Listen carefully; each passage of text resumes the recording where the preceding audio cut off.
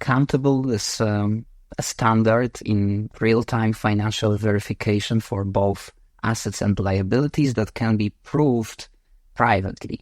And of course, we are targeting mainly institutions here because it's for sophisticated actors, let's say, to prove their balance sheet, to prove their strategies, but at the same time retain their IP fully with them. And this is the prerequisite basically for any reporting tool that will matter. You cannot expect that a bank will or a trading shop will maybe leak their strategy somewhere and the whole world could know about it. So that's the baseline of what we do. We let institutions to prove what they are doing off-chain and on-chain in real time and preserving their secret sauce.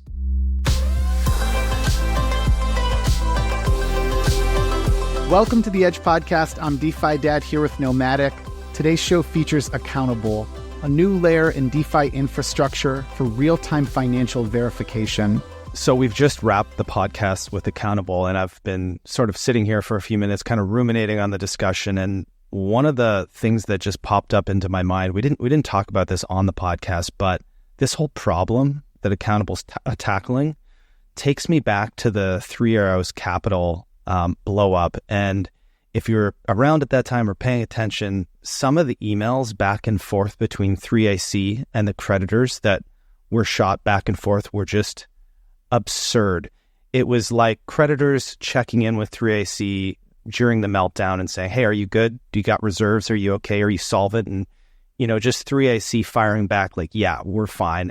I'm paraphrasing, but the level of detail in those emails was laughable. And there's always this idea that, okay, somebody trading billions of dollars must be a financially savvy, reputable player. But I think what we've all learned is you can't make those assumptions ever. You can't just attach on legitimacy just because somebody's trading in large amounts of money and value. So what this all gets to is just the need for something like Accountable. Yeah, and I think we often like to frame up DeFi as being so much better than that poor standard you described with creditors just asking for verification and email and getting like some single line email from 3AC that they were solvent. The current state of this problem has grown to what we often refer to as yield-bearing stablecoins. We have a standard in the industry where we are often lending money to tokenized hedge funds on-chain. Some of those are presented to us as DeFi protocols, but what's happening is we're lending money and then they're running a complicated strategy, and that strategy is at risk of losing your principal. What's needed is better real-time verification of where that money is being used, the reserves backing certain stable coins or certain yields, what happens when that money travels off-chain. And we saw all of this in the blow-up with Stream Finance. So we were excited to cover this team Accountable because what they are building with this data verification network is addressing head-on all of the issues that we've talked about here. I think a good mental model for Accountable is to not assume that it's some sort of immunity that you're given if you're using it. Yeah, sure, you're tracking all the data and you're super transparent, but that doesn't mean the protocol still can't blow up. It's very similar to audits. Audits are they're even more than good to haves. They're mandatory. You need to have audits, but it doesn't prevent you from an exploit or some sort of event happening. So I think that's the same way I think about Accountable. It's a massive leap in the right direction. So before we get started, just a quick reminder, you can subscribe at the-edge.xyz. That's the best place to subscribe to the Edge newsletter and to get real-time notifications for the Edge podcast anytime we release a new episode. You can also check out our link tree at edge_pod. That's the best place to subscribe to the Edge podcast on Spotify, Apple Podcasts, or YouTube. And then one last shout out to all of our sponsors that make the Edge podcast and the Edge newsletter possible. Sponsors like TOROS Finance and REDSTONE. Otherwise, we hope you enjoy the episode. Grow wealth exponentially. With TOROS leveraged tokens, when the market moves in your favor, your gains become parabolic. They're built to ride trends, auto-compounding profits. With TOROS, it's simple. Pick a vault, deposit, and your exposure is multiplied, maintained, and protected automatically against liquidations. TOROS reduces risk and keeps you in the market, ready for the rebound. When markets dip, the vaults auto-adjust, softening losses and preserving your position. Just pick a token to multiply your returns. TOROS Finance, exponential gains with leveraged tokens. To learn more, go to toros.finance. REDSTONE is building the Oracle backbone to unlock real-world finance on-chain and next-gen DeFi.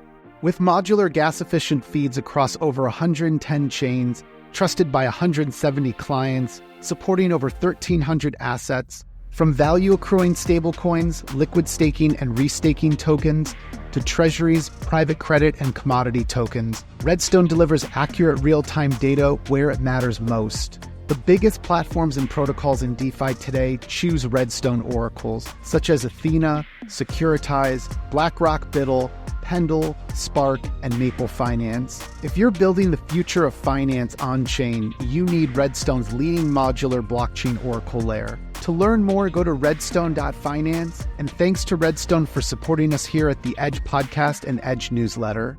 Banks use your money to line the pockets of shareholders. Meanwhile, Solstice uses the same yield strategies to line your pockets. Introducing Yield Vault, Solana's best yield. A live delta neutral strategy with positive returns month over month for 3 years. Built for internet capital markets and powered by the stablecoin USX. To learn more, go to solstice.finance. Neutral is the next generation of crypto-native yield. Their synthetic dollar NUSD taps into OTC arbitrage, funding rate inefficiencies, and delta-neutral strategies to deliver premium, stable returns without taking market direction risk. Neutral is now officially live to mint NUSD and start earning neutral points. Learn more at neutral.fi. All right, let's introduce the co-founders of Accountable, Wojtek and Ioan. Guys, welcome to the Edge Podcast. How are you doing? All great. Thank you for the invitation. It's a pleasure to be here for both of us. Wojtek, why don't we start with your background first? Talk to us about, what you've been working on over the years and what's led to ultimately building Accountable. So the story sounds maybe a bit fake for many because it's too perfect in a sense, like why you're building something, because I actually learned the issues that the space can bring to people. So I started in crypto on a retail level, let's put it this way, in 2017, early 2017. So I experienced the ICO boom and bust, experienced mainly the bust in the end. So I really promised to myself that I want to become a professional. And the next 3 years, I was alongside my university trying to get into the space. And then in 2020, I was hired by Maven 11, which is the venture fund from Amsterdam, probably one of the leading names right now in the VC space. When I joined that, it was very small, like we are managing only like $15 million, right? Which is absolutely nothing. I was the second or third employee. And shortly after I joined, we made an investment in Maple Finance. So yes, the big Maple that we know from today was actually also very big at that time, right? Like I was assigned to run the credit arm of Maven 11 because we wanted to show that we are not only an VC that gives checks, but actually get truly involved in the protocol, which is why today Maven arguably has a pretty good brand. So we started the role of being the pool delegate on Maple. So we are having multiple pools there with different base assets, and we are lending funds of people that deposited to that pools to market makers or to trading shops more broadly. And, like everything was going fine, like the deposits were skyrocketing. We were issuing $40 million loans, maybe not on a daily, but our biggest loan was to Wintermute, $40 million. But all of the great names were there, flow traders, and so on, and so on, and so on. And the problem was always there because all of these players, or large majority, they could only self-report their financials. So they were sending you on a monthly basis a PDF or a spreadsheet where they would claim that this is my balance sheet. Do you want to lend to me or not? So there was mainly the reputational game there that, Wintermute is great. Their balance sheet looks also good. They have audited financials once a year with a year lag, right? So you can blow up 10 times in the meantime. And unfortunately, this whole structure, and MATLE was $2 billion protocol at the time, right? And these were all unsecured loans. So right now they are counting the TVL as collateral, which is a multiple of what the real loans are. So they had $2 billion in pure loans. So arguably, I don't know the real numbers, don't want to overstate or understate here, but they were similar size of a protocol back then. 2022 came, and the rodeo, as some of you, or maybe majority of you remember, Luna, 3AC, everything that we are in the middle of this shit show, basically, right? Like, Luna happens, you call to your whole portfolio and ask, how are you doing? And you have zero means to verify if these guys are exposed to Luna, what's their balance sheet looking like today. They can only hop on a call and tell you, we are fine, don't worry. And we still see that behavior today. Bybit happens, Etina sends you a tweet. Our exposure is minimal. You don't need to worry about it. So the same behavior is still today. But sorry, I'm taking a long time. Then 2022 came, FTX happened, and we started to experience the first blow up in our portfolio. So orthogonal trading, the launching partner of MAPLE, they were like one of the very first borrowers on the platform. They also had a pool delegate arm called Orthogonal Credit. They were falsifying their financial statements for many, many months. Maybe they never actually had the money. They were for sure not market neutral, which Kroll proved after a year or two. They are taking a very long time with these things. And we needed to call, or I needed to call our LPs in the middle of the night and tell them, guys, sorry, you lost $36 million. We didn't have any means to verify nor monitor that these guys were telling the truth. In fact, this amazing guy was so funny on Token 2049 Singapore and eating a nice lunch with me. And this basically was lying into my eyes this whole time. And he didn't have the money already at that time, So I took it very personally, and I told myself that if I ever gonna put face in front of these people and to the new ones that will think credit, it's a great idea to dip your toes in crypto, like we need to have something fundamentally different, right? But I truly mean it. Otherwise, I need to switch the lanes and go somewhere else. So it was a huge crisis, horrible time, and I was lucky enough to be introduced to Ioan, who was running his own startup at the time. And this was the moment that we need to join forces. Maven 11 supported us from the get-go. And this is where we are today. So maybe, Ioan, you would like to share your part of the story. And my part is a bit more boring. So I've been in traditional finance for quite a long time, in high-frequency trading from 2005, then worked on financial products. And around 2021, I started working on some startup that was trying to solve the off-chain data verifiability problem, but a generic problem, let's say, with a generic approach. And when I met Wojtek, we actually found a problem that needs to be solved and applies very well the tech that I've been working on. So let's say that I was having a solution and I was not having a problem, and together we found a problem with a solution. I think what you framed up with your story, Wojtek, is, obviously doesn't just exist in crypto. It exists everywhere. And we have this massive trust me, bro situation that's backed by these relationships. Like you said, oh, guy took me out to dinner, was nice, told jokes. That doesn't mean you have anything on your balance sheet. That just means you're maybe an excellent front man at your job, and you're great to be put in front of people, right? As a mouthpiece.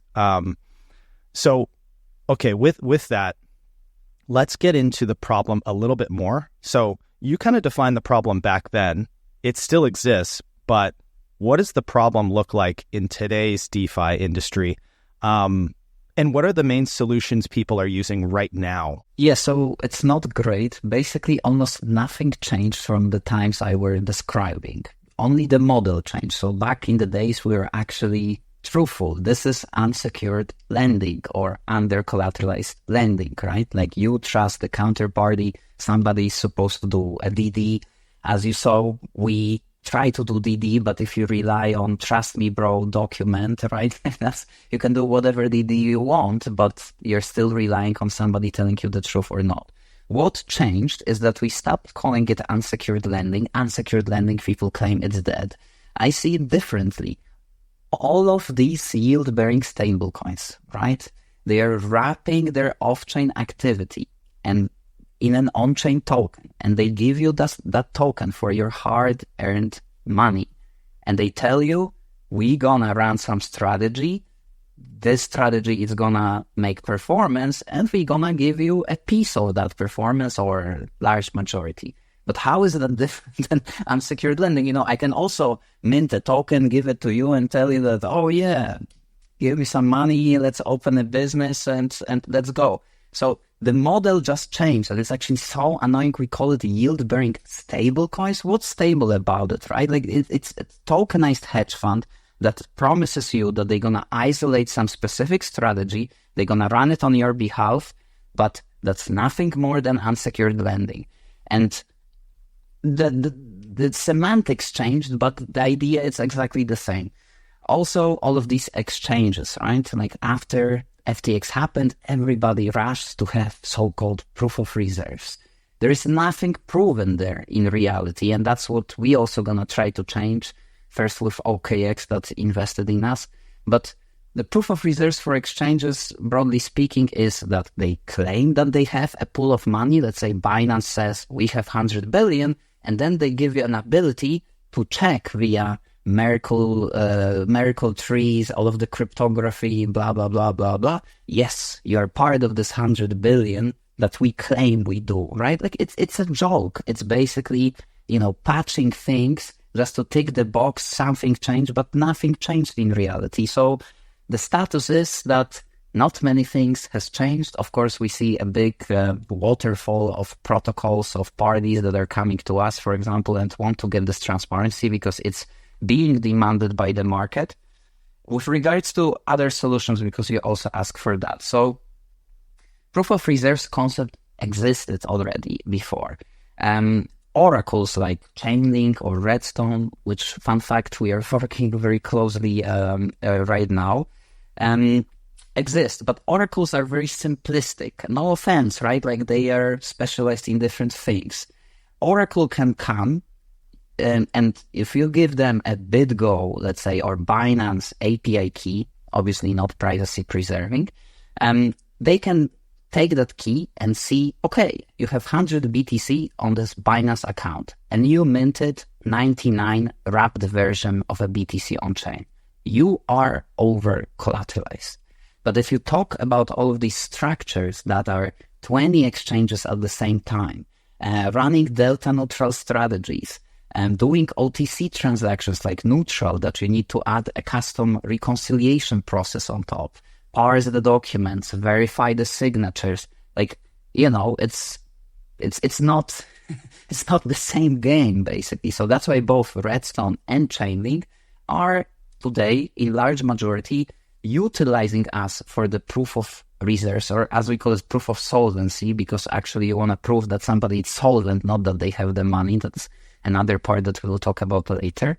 And they are putting this data on chain. So they come in when our job is done, they take the endpoint and they start pushing it on chain. Yes, this yield-bearing stablecoin is over collateralized. So when it's used as a collateral on Morpho or Euler, it's not like Etina hard-coded one-to-one and the whole DeFi space depends on this hard coding. You can actually peg it to the real over-collateralization ratio that people can trust. There are, of course, auditors, right? But auditors are not real-time, actually quite the opposite. You need to spend a year to sometimes reconcile all of the numbers. And as said earlier, you can blow up 10 times in the meantime and nobody would know about it. So there is a very limited amount of things that people can do, which of course is good for us. And especially if you talk about hedge funds, this needs to be fully bulletproof, privacy preserving. No market maker, no trading shop that respects themselves and their size and their strategies would ever share a piece of information to a third party if that information is not protected, right? So that's why we designed the system, because that was always the problem at Maple, because we are asking, can you give us more information? It's not like we're, okay, you send us a spreadsheet and we are fine with it. But the argument was that if I'm called flow traders, I cannot share with you my Binance API read-only key, because behind those keys, there is the truth. Why am I called flow traders? Why am I worth billions and you are worth nothing, right? This is this tiny detail that is behind those keys that makes all the difference. So the whole architecture of our platform was with that in mind, that these people, this needs to pass their security checks because they will never use it. And people don't understand it. They think like, oh yeah, I'm just going to put in some zkTLS here and see what happens. These guys will never use it. Like, you can forget about it. And that's what we want to show today. What's under the hood of this whole protocol? It wasn't built in one day. Ioan was building it since 2021. We only defined how it should be positioned to the market and to who, but it's literally a whole architecture behind it. You only see the tip of the iceberg with all of those dashboards. This is super oversimplified what these guys are actually running locally. So, sorry, another big rant. I think you're calling out a number of the challenges that have evolved over the years for us as, DeFi on-chain users. It starts with the nature of DeFi is that it's all verifiable on-chain, but how many people can open up Etherscan and understand every detail? And so what happened over time is we saw the growth of reporting tools. Those tools, though, in many instances can be flawed. There can be self-reporting that goes on. There's front ends that are put up where it's just someone literally updating numbers. There's no tie to any real smart contracts. I mean, in other words, it leaves us open to fraud being able to happen. And so I think this is a good lead-in to what you guys are building. Anyways, talk us through the elevator pitch for Accountable. The MANTLE Global Hackathon is a 3-month competition inviting developers and founders to design and deploy scalable Web3 and RWA products on MANTLE's modular Ethereum L2, built for high performance, low fees, and full EVM compatibility. With $150,000 in prizes and a $30,000 grand prize, now is the time to build. Register by December 31st, 2025. Submissions are due by January 15th, 2026. To learn more, go to mantle.to/hackathon/U4U, and don't forget to follow mantle_official on X. Katana is an opinionated blockchain. Its opinion is that for DeFi adoption, there are 2 key things we need: deep liquidity and high yield. To learn more, go to katana.network. DECIBEL is the new sound of trading, a fully on-chain trading engine supporting spot markets, perps, and yield to trade global markets. Enjoy trustless execution and sub-penny transaction fees. Join the future of trading at decibel.trade and access the Decibel testnet today. So Accountable is a standard in real-time financial verification for both assets and liabilities that can be proved privately. And of course, we are targeting mainly institutions here because it's for sophisticated actors, let's say, to prove their balance sheet, to prove their strategies, but at the same time retain their IP fully with them. And this is the prerequisite basically for any reporting tool that will matter.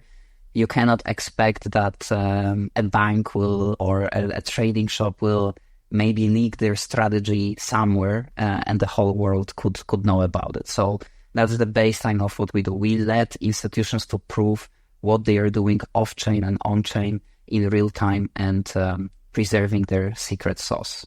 Okay, I want to kick this over to Ioan because, before we get on here, Wojtek was pumping your tires and saying you're probably one of 10 people in the world that can solve some of the math-based problems behind this tech stack. So this obviously involves ZK, and I always want to give guests the opportunity to just explain what ZK is at a high level, if as much as possible, and maybe use an example. Just how is this privacy-preserving tech, and how does it work in practice? I think ZK is a pretty well-known, and people kind of know what it does. But in briefly, it allows you to prove something without revealing that something. So you prove something about some things without revealing them. The sample would be actually what we do. It's a pretty good sample, and I think it can be understood by everyone. So we generate provable data aggregations that can be proven with the hashes of data alone. Sounds techy, but in fact, it's we generate proofs of their assets and of their liabilities, and we sum them up in a way that allows the software to verify that they are included in those totals. And we are able to verify the data acquisition process separately. This is important actually because a ZK is just as good as the inputs that enter the ZK. You might have some private inputs there, and you prove something about those private inputs, but how much you trust them. And this is the reason why we treat verifiability as a spectrum, and we work with a lot of kinds of input sources. So we can work with signed documents, as Wojtek said. We can work with API calls. We can work with SVTP processes, SwiftMT, CeFi exchanges, blockchains, zkTLS, secure enclaves, and we support 4 types of secure enclaves. So all of these materialize in some proofs about how you got the data. And after that, you transform the data and you build a provable aggregation on top that then can be trusted by another party when they verify the totals.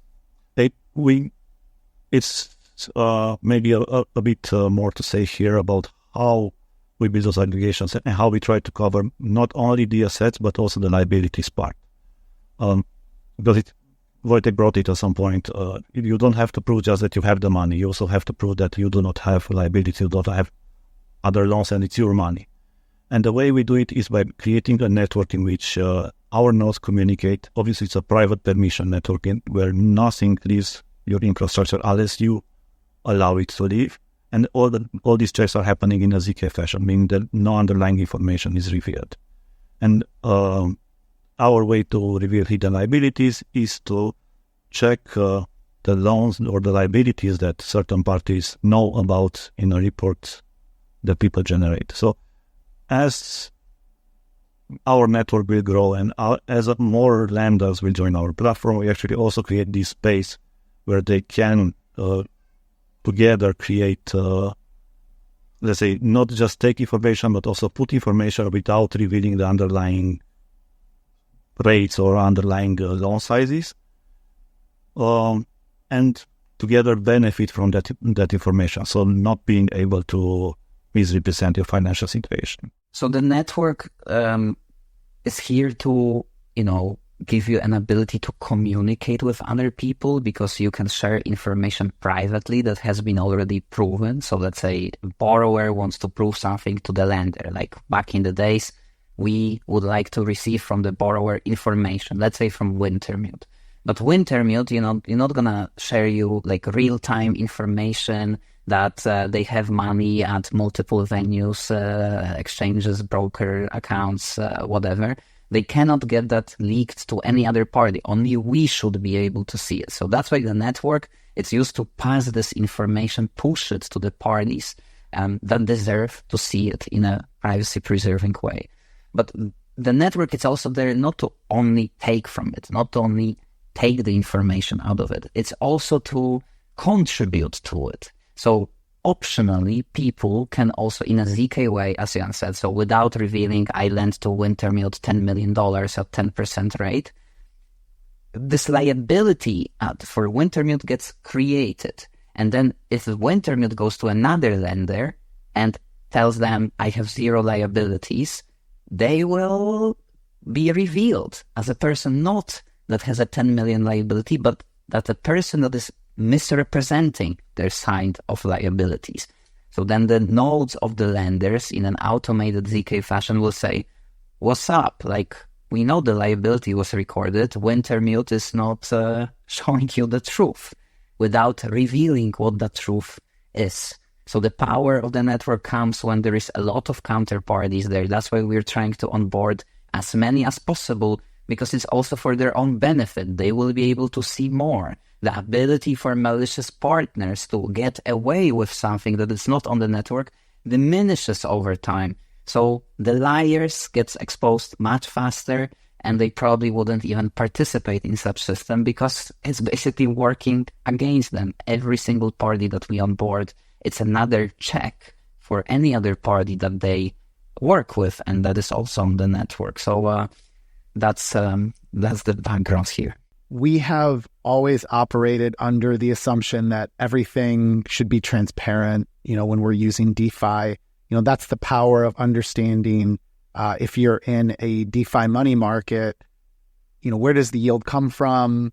Where is everyone's money pooled? It's simple, and it's an improvement upon the opaqueness of what we've seen in legacy finance.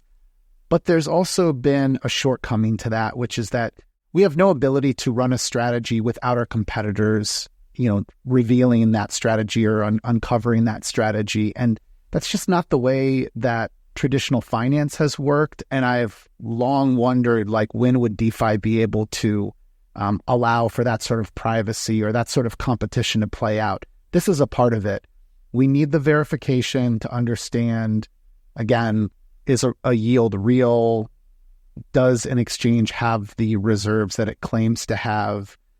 Is a stable coin fully backed in terms of its collateral? But we don't have to reveal all of the private details between lenders. We don't have to reveal a proprietary trading strategy. That's why a lot of these protocols have stood up a protocol around certain trading strategies, because the idea is that it can scale, and then the distribution and the ownership in that network and that strategy is what would ultimately be valuable. This is a major missing puzzle piece that we've all been looking to for some time. Why don't we talk, though, about how does this play into traditional finance? We're talking about all the possibilities here with accountable and DeFi. How do you see accountable working with traditional finance? I think traditional finance, it's different in a sense that you cannot go absolutely everywhere with this money, right? Like, if you want to know that flow traders or whoever is trading on, interactive brokers, I'm just giving a random name, then interactive brokers is the source of truth, right? Like, you can ask, what is the account of flow traders? The auditor comes in. They have full visibility. It's not like you can take money from interactive brokers and then go to another platform and, do basically constant deposits, withdrawals, go to DeFi, go to Aave, borrow against it. These are all centralized places, effectively, right? And the problem became very apparent when DeFi was starting. Everything was on chain, right? Like the playground was there. So there is not that much to verify. Like, it's an open book in the end. Of course, you can hide the wallets that you don't want to reveal the strategy and so on and so on. But when we were starting to wrap off-chain activity into on-chain tokens, and the only DeFi component of it is that you get the token on-chain and the rest lives off-chain, then this became a very valid point. So where we see it going forward, right? Like, I think people will have their digital identity, and they also need to have their financial identity. So we are not limited with our verification to Binance and Fireblocks, and that's it. Actually, quite the opposite. You can prove your statement at your local bank account. And we have these type of instances. You can prove the treasuries that you're buying on interactive brokers. You can prove your allocation to Fasanara private credit fund. So this all can be your information still. You prove it yourself, and this gets attached to your identity effectively. And if you come to a bank one day and they will ask you, why should they lend to you? Why should they give you a mortgage? You're going to give them the proof that this is my net worth across all of these different places. No matter if this is TradFi, DeFi, or CeFi, this is the financial package that I have. And you can check that I'm creditworthy not only once and then see what happens, but you can constantly run those checks. And these checks do not need to reveal that, you bought Shiba Inu on Binance. They, for example, only care about your dollar value of all of your positions and whether you can afford to repay it, or cash flows or anything like that. So I don't know, maybe Ioan, you have some idea how we could skip the whole DeFi part and use this tech purely for the TradFi infrastructure, but we are moving to a direction where there is a mix. And when you have a mix, you need to connect all of the dots, right? So this is where this system that we have is scalable. This is exactly what I wanted to say. So we are not, using us in the TradFi scenario is not really, doesn't help in any way. But when there is a mix, it's actually where this becomes powerful. And related to the old world, I think we are innovating on the audit on the old world. That's important. Not necessarily the TradFi, but we see the classical audits that happens once a year as still needed and very much needed because there is no other way to do a consistent or deep due diligence. But there should be some kind of light audit where auditors just check that you own the accounts that you're claiming that you own and that there are no other liabilities, and in between a system like ours can generate live proofs. So there is some, let's say, improvement on the old world in that sense, that we enable some kind of gradual different clocks, a low-speed clock for classical audits, and then real-time clock for cryptographic proofs. That's a good angle, right? Because like in TradFi, right, like people still rely on this report once a month, once a quarter, and so on. And it's still needed, right? But we can be this party real-time. A trusted third party like auditor comes in every week, 2 weeks, 3 weeks. They don't do the audit. They trust the software, right? They trust the math, they trust cryptography. They only make sure all of the accounts are properly connected to that software. And if there is liability, and don't get me wrong, if I'm going to give you a loan on a napkin right now, sorry to say, no tech, including ours, can solve for it. But these guys can. They can add manually this type of liability to the whole equation. And then you have the full chain of trust. You have something real-time. You have something, periodic that is attesting that, yes, this real-time is working correctly. And then you wrap it up with a full audit. And whatever the data is, it can be purely TradFi data. This is a major improvement to the system that we have today, because the credit ratings do not need to be once a year. Maybe they can be not every tick, I'm saying, on the market, but it would be nice to incorporate the live data into things that are happening.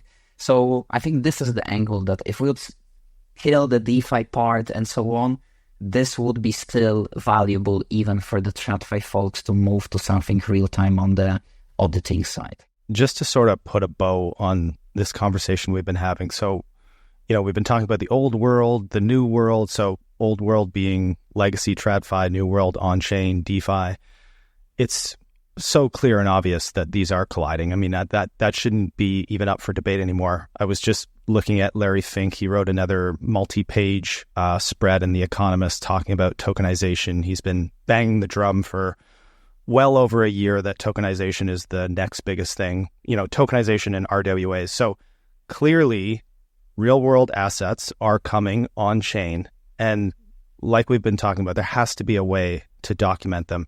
An example you gave earlier is still kind of ringing in my ears when you said at one point, like, I can't remember who it was, but they would audit once a year and there was a 1 year lag, like that old standard. I mean, I'm sure that still exists in places, and it's it's awful. So if there's a way to get to real-time proving with accountable, I can easily see it becoming a standard. Like I don't know for sure if it's going to be you that cracks it, but it's needed regardless.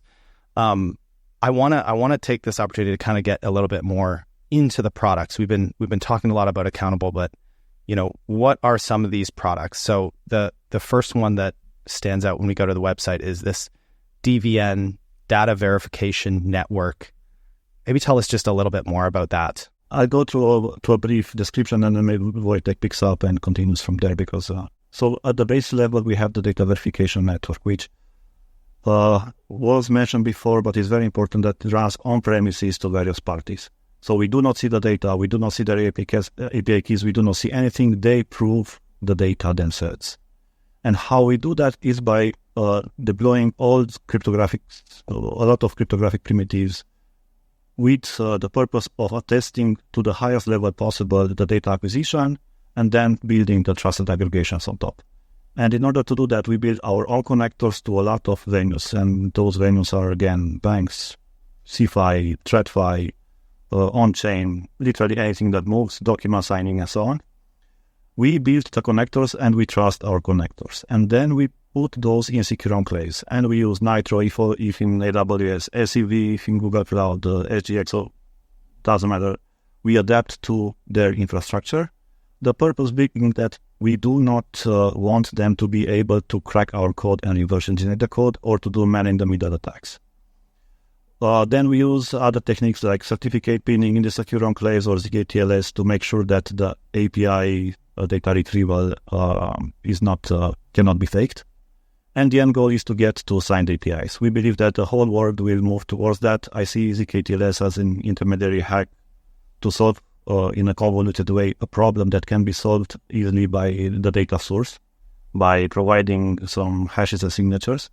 We have our own ZK-friendly solution, but if not, there is an RFC with HTTP message signatures or C2PA, which is a future ISO standard. So there are methods to prove and extend in a way the verifiability of the data beyond the live session that you have in the browser or beyond the HTTP session. So you get the data and you are able to do a transformation and still prove that I did a transformation, that transformation was X, and I did it on data Y that comes from a certain source. Maybe I can add my color to it. So you should imagine that the user, right, the client of accountable, let's call it none or whoever, is running our software in their local infrastructure. They have one dedicated machine for this purpose, can be rented in private cloud.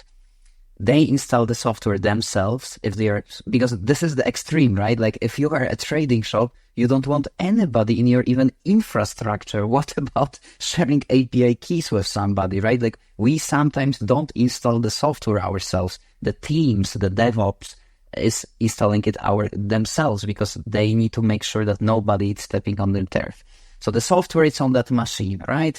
Ioan mentioned all of the cryptographic techniques that the software is using. And base case scenario, we are creating connectors. I use this analogy that connector is like a pipe. That pipe goes from this machine that we run locally directly to Binance, right? And we are generating proofs that this data that is retrieved from Binance, it's real and that it wasn't tampered with anything in the process. It arrives to your machine. It's fully yours. Nobody else can see it. Accountable cannot see it. Accountable doesn't store it. It's fully yours, but it arrives to your machine with all of those proofs that it was acquired and it wasn't altered in the process. And now you have a possibility to create reporting out of it because we take absolutely everything. You take leverage level, liquidation levels, all of the positions, everything that moves at those venues, it's retrieved by the software. But then you are the full owner of it. And you can say to this lender, I just want to say that my exposure to Bybit at the time of Bybit hack, it's 10% of all of the assets that I own across all of the exchanges, all of the custodians. And this is the power that we give to user because you need to have the data as the owner. We are doing the transformations. We are doing the proofs. You can generate reports. I'm market neutral or whatever that is. And then you will not talk with the data. And the next slide will show you how we do it, and Ioan will continue. Yeah, I mean, here what we enable is people to share the data, and we have multiple ways of sharing. One is peer-to-peer, when they take any data from the internal repository, like they have. So, for example, we go as DEFI'S computing, large various risk models. You can share this risk measure with somebody in your network. Or you can have dashboards that are private, permissioned, meaning that you show to your LPs something about your financial health, which can be more than just your over-collateralized, or I don't know, more than where you have the money. It could be also the actual strategies, or going deeper on how you use the money. And other types of sharing are the public dashboards that we do for stablecoins. I'm sure that people know what they do. So it's showing that stablecoins are over-collateralized, that they are delta neutral, or where they keep their money and how they deploy the money. So in this private permission network, it's this sharing that we do. You can have it with an auditor, with credit rating agencies that generate life credit scores out of it, and so on.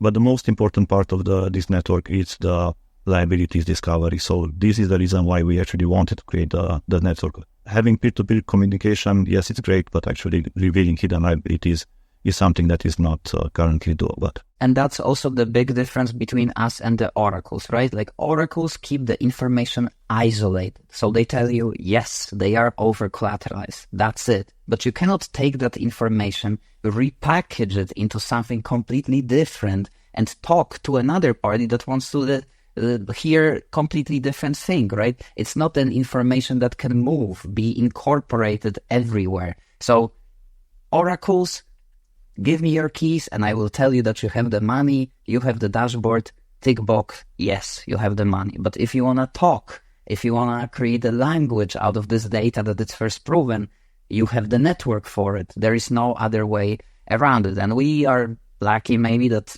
as you said earlier, somebody needs to do it. So our network seems to be the most complete on the planet on that front. But this is how you win the business. You need to create the rails that the information that people trust can flow. And that's the reason why we have the network. As a DeFi investor, I turn to Maple for permissionless institutional quality yield in a single liquid asset backed by over-collateralized loans. Maple's SYRUPUSDC and SYRUPUSDT are now supported as collateral for enhanced yields on major DeFi liquidity hubs such as Pendle, Fluid, Camino, Jupiter, Morpho, and Aave. To learn more about Maple, go to maple.finance. River is building a chain abstraction stablecoin system that connects assets, liquidity, and yield across multiple chains. Season 3 is live. Earn River points by using SAT-USD in DeFi such as Pendle, PancakeSwap, and Uniswap.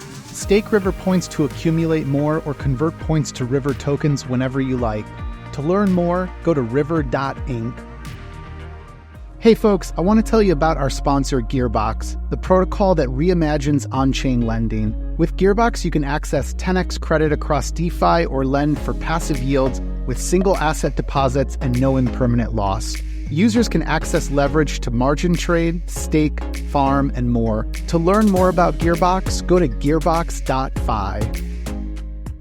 Puffer Institutional delivers secure, high-yield Ethereum staking built for institutions. With battle-tested security, granular access controls, and the ability to boost APY by securing multiple AVSs, Puffer gives institutions full control and optimized returns. Puffer is also behind the Unify-based rollup, aiming to transform Ethereum's future in a world where all L2s are working together. To learn more, go to institutional.puffer.fi.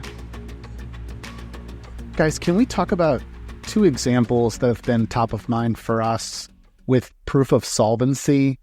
One team we know really well, which is NEUTRL. NEUTRL runs a stablecoin strategy, which is based on OTC arbitrage trading. So long story short is that there is a lot happening under the hood there. There's exposure to centralized exchanges. These are all details that a potential on-chain investor, should consider and understand that this is a yield with real risk behind it. Perfect use case for the Proof of Solvency dashboard. Can you just talk us through at a high level, what information are you verifying on their behalf, and how is that helpful to us as potential depositors into NEUTRL? So NEUTRL has been one of the most extensive integrations, exactly for the reason that you said, OTC transactions, right? Again, no offense, but an oracle wouldn't be able to analyze actual documents and generate an automated system that is constantly parsing those. You get one template and then this needs to go. There is nobody, looking with their own eyes that this document is basically every time different and I need to analyze, input it to the system. It needs to be an automated way. But let's start from the beginning, basically. So with parties like NEUTRL, the main part is that we want to prove their reserves, right? So we want to aggregate all of the money that they have at all of the different venues to be able to state that the minted supply of, in their case, NUSD, it's lower than the money that they have. That's the most important question, right? Like, are they over-collateralized? Because if not, then it's probably not a good place to be. So as you see, they are sitting comfortably at 104%. To be honest, with many parties, they are running on much thinner margins, especially if the strategies are relatively low risk. They are not using any leverage. It can be like 100.1%, right? And that's completely fine. You want to be at 100 or above. Some people use bigger buffers because their spreads are, changing. They need some insurance fund and so on and so on and so on. So now we are moving to the reserves and the actual breakdown. So this is what NEUTRL wanted to show. We are a neutral technology provider, right? So it's not like we are telling NEUTRL, okay, guys, you need to prove your liquidation level on Binance. That's not how it works. It's what you guys, what LPs, what everybody is comfortable with to be like, okay, this is enough for me to be able to allocate money to this protocol and I'm okay with it. And that's another case.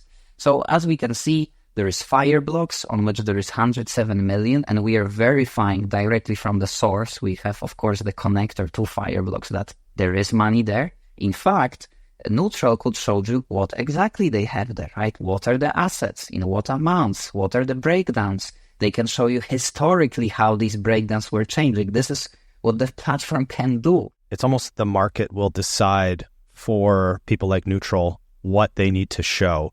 And they can show more than the market wants. They can show less than the market wants. But if they're showing less, the market might demand it from them. One other thing I think I'd like to show here too, if you can pull up Noon as well. We were talking a bit about them before we got on, and it's just wild the level of transparency they've been holding themselves to. And I don't want to say it's gone unnoticed, but looking at some of what they've been doing and what they've been showing from day one is really impressive. And it strikes me as a protocol that probably should be rewarded by the market more than it is right now with around 26 million in TVL. But yeah, pull it up and maybe just kind of walk through what they're doing as well. Of course. So Noon is our first client, right? So they were always the party that wanted to show we are transparent and we will do whatever it takes to make it happen. And we use them also as this, maybe not experimental party, but usually they're the first ones when we implement new features. They are there to be like, let's go. If we can show more, let's just show more. From January, these guys are proving themselves. So in their case, the strategy actually is described more detailed here. So they're allocating capital to mainly Fasanara Private Credit Fund, the TradFi one. And effectively, Fasanara is issuing an NAV statement basically every Monday, I believe. And we are generating the proofs that the NAV came from Fasanara and that the signatures on that NAV statement is real because we have the direct integration with DocuSign in that case, and we can generate that the origin of this document, it's not noon, under the table in their own PDF generator creating some document here. We can really attest that the document came from Fasanara, and the signature, it's really the person from Fasanara signing it. Of course, it would be great to go level deeper and verify what's inside of Fasanara, because there we are attesting effectively that, yes, Fasanara is saying the funds are there and we can validate that. But what happens with the funds later on, that's not something that we are part of. So that's a disclaimer here. Then there is Alpaca, which is basically treasuries, US brokerage account, and Ethereum, right? And this is the part that I think is going to change. So, you say you have money on Ethereum, but what does it mean actually, right? Like you can have money on Ethereum on Balancer in some weird stuff. So they have means to show you exactly to the point which protocol, where that is. And actually they are saying it here. So they have some pendle positions there, but they can prove to you exactly what they have out there.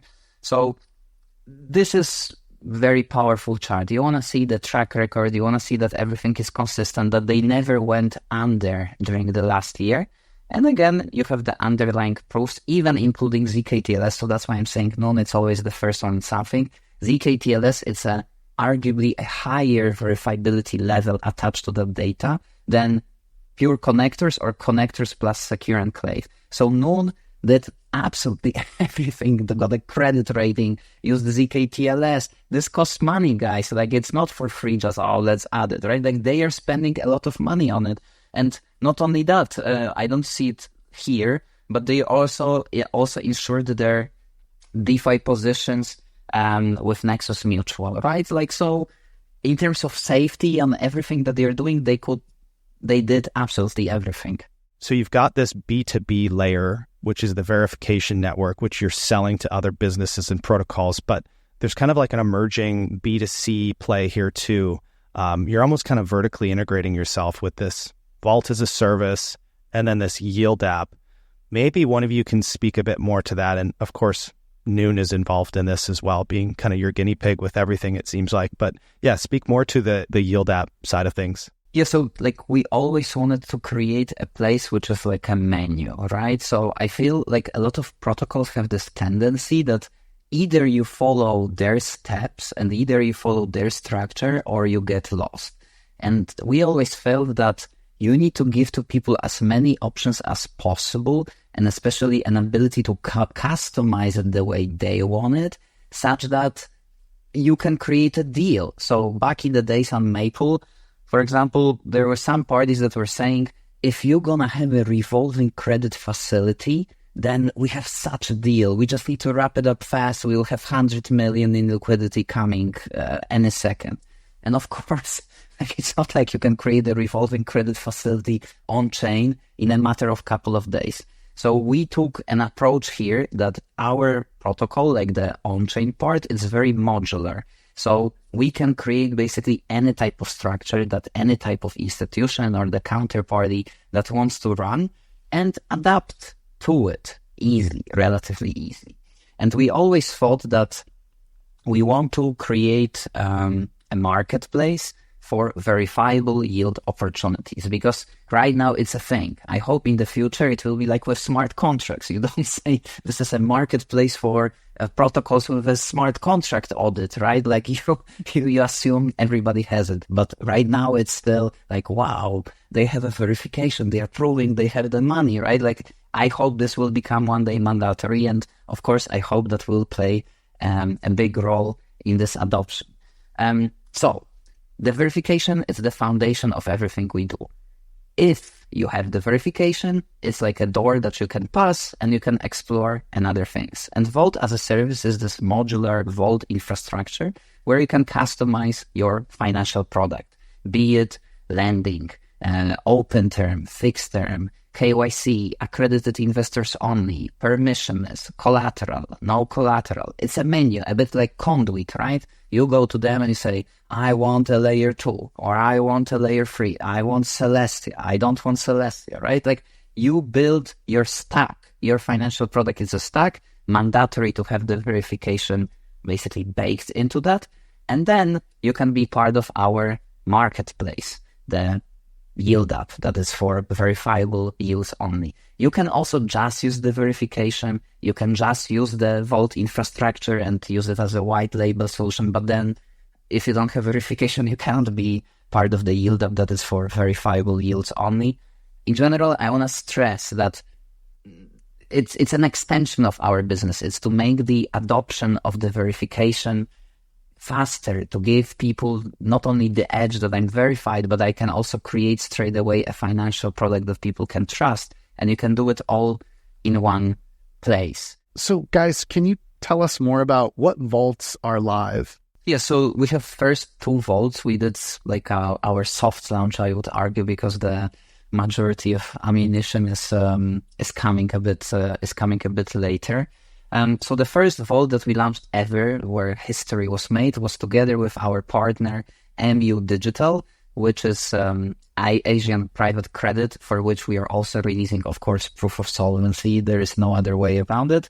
And then we have the so-called Vault Strategist, which is SharpBite, which is one of the newest players in town, a yield fund. And that is basically allocating the capital from the vault in a transparent manner. Everybody can verify where this money is going among all of the opportunities that are useful for the MU Digital ecosystem. So they're gonna mint they minted the junior tranche of the protocol. They minted some proportion of the senior tranche. They allocated capital to Curve to provide liquidity against Agora USD. So they can farm rewards. They can be your manager as an exposure to MU as a whole, doing different things and optimizing for the yield, but also for the strategic goals that MU wanted, right? Like you don't only want to mint the token and then have zero liquidity on Curve. You want to create an ecosystem. So SharpBite is this party to do it, and you can earn very nice, not only rewards, but also the base yield for it. The second vault launched today. I don't know when this recording will be released, but it's 3rd of December. It's for Known, right? So Known, as you said, is everywhere. Known also created a vault when on top of the typical like exposure to all of their strategies, that also will be running strategies on top, including leverage looping. So if you want to get the Known yield with some leverage on top, basically, and some other strategies that they have in mind, this is a place to go. We launched on Monad. In general, this is a menu, as I said, so people can choose. I would like to deploy my vault on Arbitrum, on Berachain, or whatever that will be. But this is just like the starter. These are permissionless vaults, more DeFi native flavor, let's call it this way.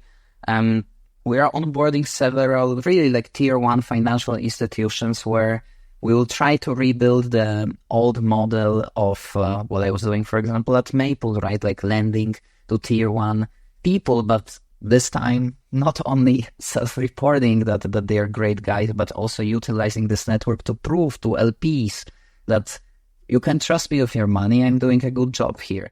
How does a team get in touch with you guys? How do they get started with Accountable? What's the process that's needed to be done? So how to get in touch? Like you can DM on Twitter, me, Ioan, our Twitter profile, Accountable Data. Actually, the cool ones were already taken, so Accountable Data was the best that we could get.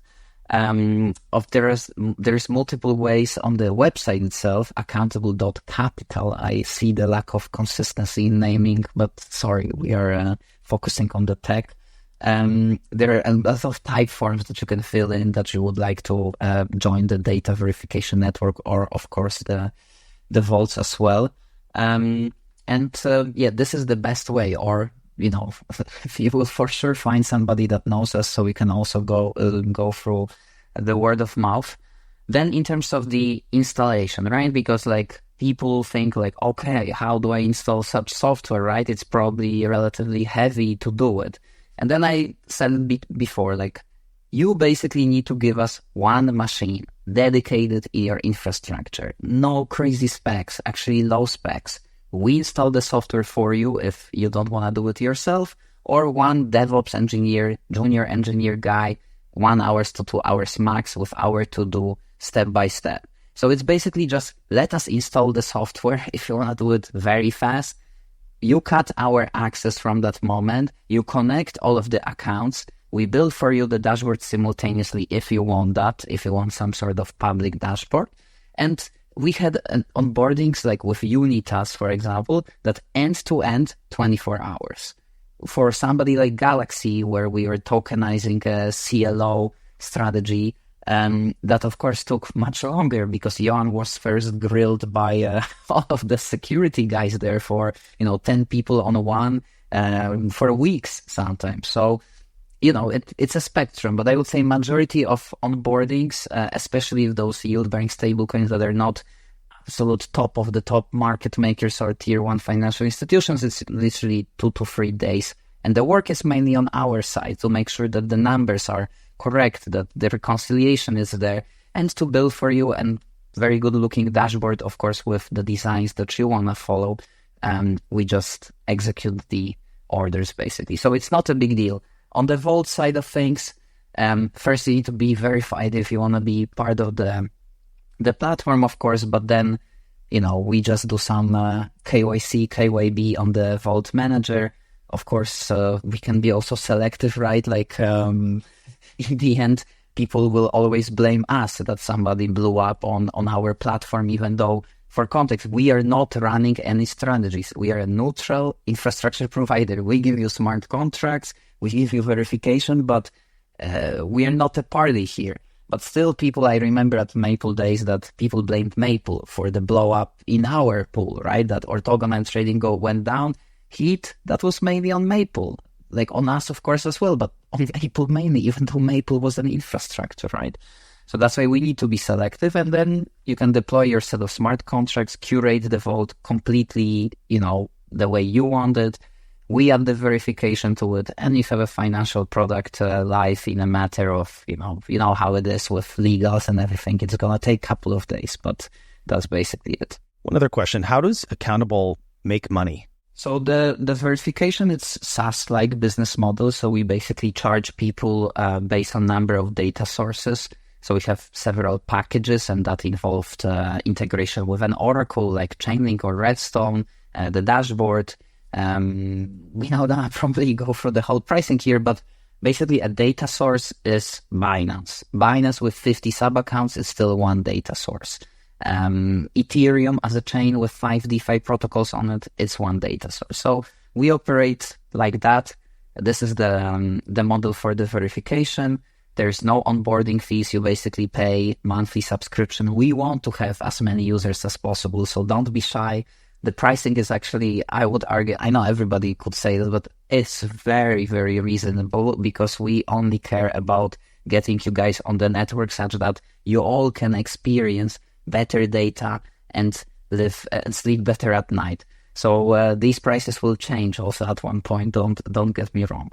Then on the vault side of business, we are flexible. One size doesn't fit all, right? So if somebody's margin it's 0.1%, I cannot say that I'm gonna charge 1% from that structure. So effectively, you have different type of fees. There are performance fees, management fees, establishment fees, and depending on what the vault manager wants to charge, we try to be like some smaller, of course, proportion of the whole fee structure that they are making. So we want to have the upside in the vault, and then the verification for the vault is free. So, you as a protocol, you're going to pay for proof of solvency, but if you want to show that you're running a strategy via our vault and that the money is there, that's included in the package, basically.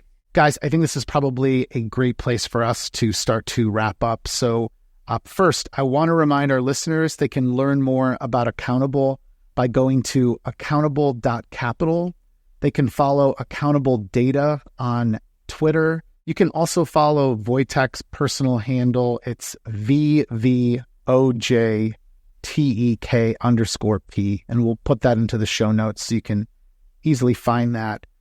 Ioan, Wojtek, thank you so much for coming on. I want to give you the final word before we go. It's a pleasure to be here. That's, I think, pretty obvious, but for us, it's very important to understand what we do, right? Because you see all of these dashboards, and we want you to understand that we are a humble servant. We provide technology for people that you guys can trust. But what you see on those dashboards, it's really up to you to tell your favorite DeFi protocol that you want to see more. They have all the means to do it. They're not gonna reveal their strategies. Their IP is protected. So let's raise this bar collectively for this industry so that we're more transparent, we have less defaults, and we feel safer here. And let's make transparency, verification, another must-have like smart contract audits are, right? Like, it's for your own good. And of course, we provide the service, so we have interest in it, but I think nobody can deny that it's a net benefit for all of us here. So it's us or somebody else, but somebody needs to change it. So let's start the change today. Thanks everyone for tuning in. To stay up to date with future episodes, plus get expert tips, strategies, and exclusive content, subscribe to our free newsletter at the-edge.xyz.